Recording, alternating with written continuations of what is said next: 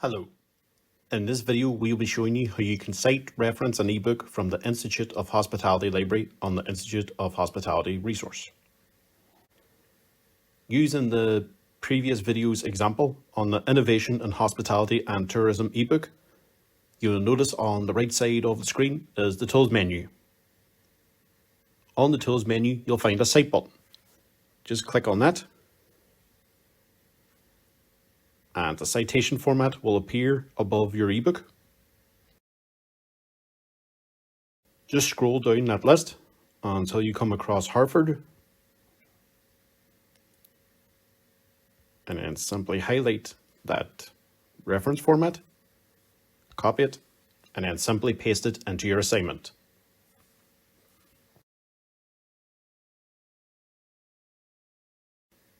Another way you can find the Cite button is in the PDF full text.